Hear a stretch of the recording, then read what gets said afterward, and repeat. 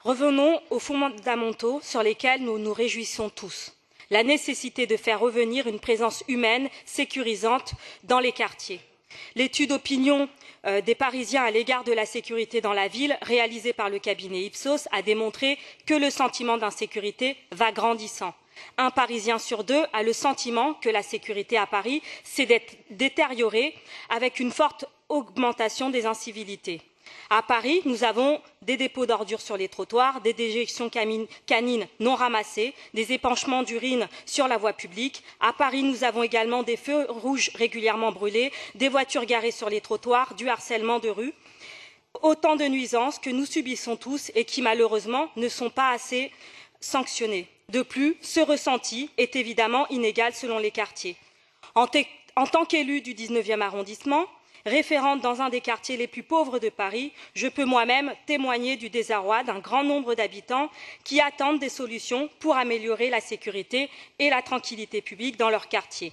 Ces solutions passent par une réorganisation de la direction de la prévention, de la sécurité et de la protection des PSP, suite notamment au transfert des agents de la préfecture de police.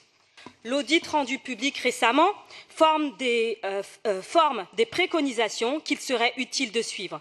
Mais ce qu'il faut surtout, c'est un renforcement des moyens, notamment humains, dans les quartiers déjà délaissés par le manque de services publics.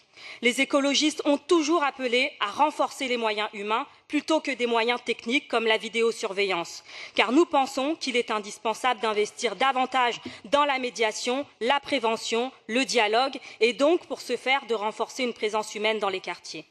Nos agents doivent par conséquent être formés à intervenir de façon adéquate en proximité, être proches des habitants pour construire une relation de confiance et favoriser le bien vivre ensemble, tout en répondant aux problèmes quotidiens et procéder aux verbalisations indispensables des incivilités. Car le sentiment d'insécurité dont je parlais juste avant est aussi dû à l'absence de sanctions. Cet aspect essentiel de la tranquillité publique doit également passer par le renforcement des échanges entre les différents acteurs, les associations de prévention de la délinquance, les éducateurs, les animateurs de quartier, en contact quotidien avec les habitants. Enfin, la conception que nous avons de la tranquillité publique et de la prévention est incompatible avec le port d'armes si elles sont létales. Nous ne cesserons de le marteler et nous resterons intransigeants sur ce point. Les agents locaux de sécurité n'ont pas pour mission le maintien de l'ordre public, qui doit rester une mission régalienne. Ils ne sont pas formés pour manier des armes. Ce serait une grande erreur de penser que leur armement garantirait un niveau de sécurité supérieur.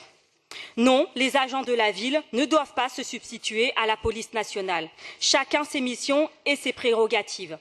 Nous sommes attachés à cette distinction qui fait œuvre de clarification, contrairement aux différentes politiques gouvernementales depuis 2002, fondées sur le tout répressif, qui se sont toutes révélées contre-productives. Pire encore, elles ont contribué à distendre le lien de confiance entre la population et les forces de l'ordre.